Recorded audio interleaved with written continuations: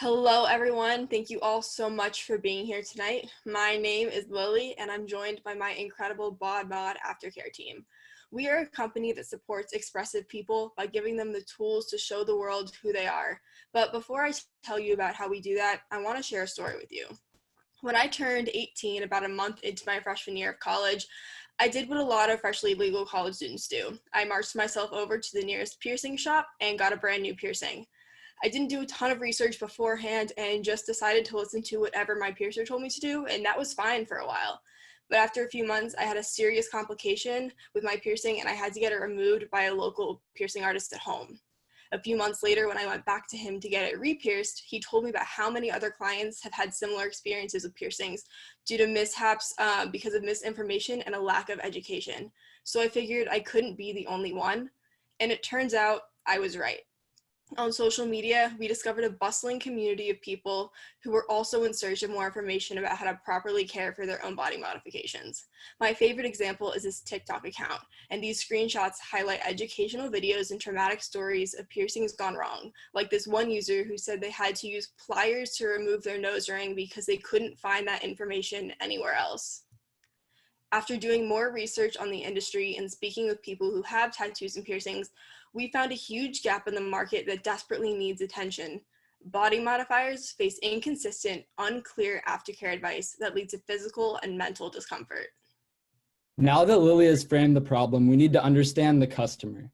Considering the US population within the age range of 18 to 35, the percent of people in the US that have or are considering getting a tattoo or piercing, and the percent of piercings and tattoos that lead to complications, we have an addressable market of around 13 million people.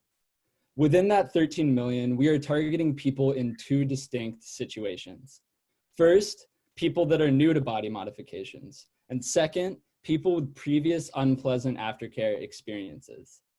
We have chosen to target consumers in these situations because they're in need of reliable aftercare information and products. Few companies are attempting to capitalize on this need, leaving massive gaps for BodMod to gain market share with the unique value that we provide. In addition to selling uniquely designed aftercare products through our entirely virtual B2C business, BodMod Aftercare provides unique value to the customer with reliable, accessible aftercare information. But what does our unique value look like? It starts by spreading awareness of body modification safety information through our social media and website. For example, you can see two videos on our mock-up Instagram page for how to properly clean your ear piercing and how to keep your tattoo from fading. Secondly, the combination of our strong brand voice and our partnerships with tattoo artists and piercing professionals will lead to a community of loyal consumers who can celebrate their self-expression by caring for it correctly. Finally, our brand will source its strength from our alignment with our consumers' values, such as self-expression, self-care, and sustainability. Now, Emily is going to talk about our wonderful product line. Our product line consists of a mix of both tattoo and piercing care products to satisfy all body modifications. We wanted to create products that are high quality for a fair price, cruelty-free, and made with clean ingredients. Our brand is environmentally conscious because we don't believe in sacrificing cleanliness for sustainability. All of our products are easy to use, effective, and can be recycled through our recycling program. We took what we learned from our empathy interviews and in-depth research to ensure that our packaging designs and product ingredients cater directly to our target market's needs. What truly sets us apart from other players in this industry is our community. Through spreading awareness, we hope to combat the lack of education about piercing and tattoo safety information. This is vital because there is currently no universal standard of care regarding regulations on tattoos and piercings, which results in confusion about expectations of quality and safety. By partnering with individual tattoo and piercing artists and connecting with consumers via social media, we hope to organically build a community of people who share our passion for safe and beautiful body modifications. And now Lily is going to explain our finances. So looking into our financials, the industry standard for margins in the cosmetics and skincare industry is usually between about 60 and 80%. Based off of figures from a similar startup, we can reasonably expect about 30,000 customers in year one, with an average order frequency of 2.1 orders, giving us a goal of 63,000 sales in year one. If our average order costs $17, that places our estimated first-year sales revenue at just over $1 million. Regarding operations, we expect our fixed cost to be low because we'll be operating as an online store and we'll develop our products through a contract manufacturer, which will require no large investments. Looking at our CAC and LTV, with a goal of 30,000 customers in year one and a marketing budget of $140,000, we expect CAC to be $4.60 and our LTV to be $189 based off of industry standards for specialty skincare and cosmetics. Lastly, looking at our initial investment and break-even point, our three categories of costs total to be about $983,000. Assuming our average order price is $17, we need just under 58,000 sales to break even, which is less than our goal of 63,000. Now on to Emily to talk about our social media testing. Over 3 days of paid promotion, our Instagram ad reached over 2,000 people for just $3 per day. This ad confirmed some of our assumptions about our audience, such as having a mix of men and women between the ages of 18 and 24 that live in urban areas. Looking into the future, we want to expand our product line to include more tools for expressive people, such as a jewelry soak and other healing accessories.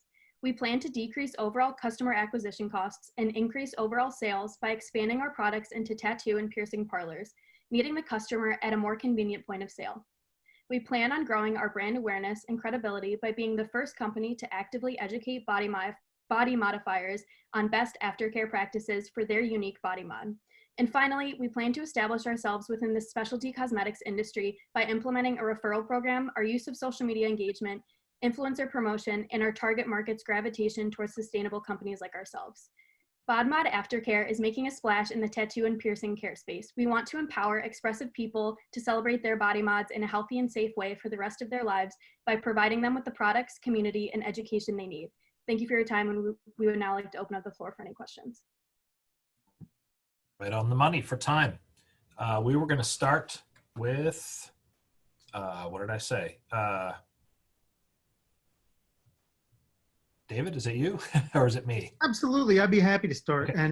And I have a question about, well, what is on here. Josie asked the question, what about customers who take your online advice and seek out cheaper or more convenient products, things at their neighborhood drugstore afterwards?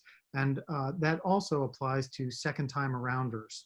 Like the first time they may buy you, but the second time, what keeps them coming back to you over time? That's a great question. So that's something we thought a lot about when we were planning out our product development. And I think that what will really keep our customers coming back is the education, because the reality is a lot of the ingredients in things that you can just buy at your local drugstore are not sufficient enough to protect your tattoo or piercing long term. A lot of people don't know that there are very specific ingredients in some sunscreens that can really harm your tattoo rather than help it. And there are certain harmful ingredients in a lot of everyday ear piercing cleaners that help in the short term, but will actually make you more vulnerable to infections in the long term. And those are things that we hope to educate people on through our social media platform. And those are also things that our ingredients will address. Excellent, thank you. So there's several questions in here wondering, interest in seeing under the covers on your financials. Could you walk us through for one of your products or however you're thinking about it, revenues coming in, cost of goods sold, margins, so we could see what the unit economics look like in a little bit more detail? Absolutely. So if we go to our finances slide in our appendix, I think Miles is trying to find it, but based on research that I've done online, it's actually fairly cheap to start up a product line of just a small initial launch. We plan on launching with 4 products. Here we go. And based on the math that I did, if we launch with 4 products, it will cost us $3 a unit. And if we have 16,000 units per product, which will be enough to meet our initial sales goal of 63,000 sales in year 1, that will cost us about $192,000. Based on the research I did, in order to use a contract manufacturer, working with a chemist will only cost about $2,500. The product itself will cost $15,000, and then for each additional product, we added another $5,000. Those are all accounted for in our overall total costs that you can see on the right. And then working with a contract manufacturer also kind of includes those testings that need to be done, like microbial testing, general safety testing. And we also marked up the prices for those things just to account for any extra testing that would need to be done regarding our eco-friendly ingredients and sustainability as well. Great, and I've seen, so the chat just lit up as you were saying that. I'd like a little more detail from the judges on your overall startup costs. So if you just walked us through the development of a product, what about all the other things like inventory management, things you'll have to order ahead of time? How would you respond to this question? Your overall kind of startup costs. Overall startup costs are the $983,000 cost that's on that right. That's on the right there. So as far as inventory management, we kind of just assumed that we were going to run this startup style. Use a garage of sorts. We didn't really account for investing in any real property, such as like a warehouse or anything. We didn't account for any of those costs because we figured we weren't going to be using a full warehouse or anything until later when we can invest in other property. Okay. Professor Sutter. Yep. Some of the other questions are strategic in nature, and I think you've touched on this, but I'll go ahead and ask it anyway, and maybe give us a little more depth. So what do you do to counter, brands that are already out there, H2 Ocean, others who have a large stake in the market, already known by artists, or let's say another just big brand that sees you taking over a pretty profitable niche and decides to step in? So this kind of taps into our unfair advantage, which companies do have some stake in the market, but none that are like focused on education and information, especially partnered with tattoo artists and piercing professionals. So our focus is on the education and stimulating that through our partnerships with piercers and tattoo artists. And we're focusing on building that network right off the bat, building credibility and building a network that nobody will be able to copy, because the tattoo market is a very loyal market. The consumers, the artists, everyone, it's very loyal. And so we are assuming that once we acquire some tattoo artists, they will stick with BodMod forever and promote that product. And nobody will be able to take those artists from us and use them as influencers.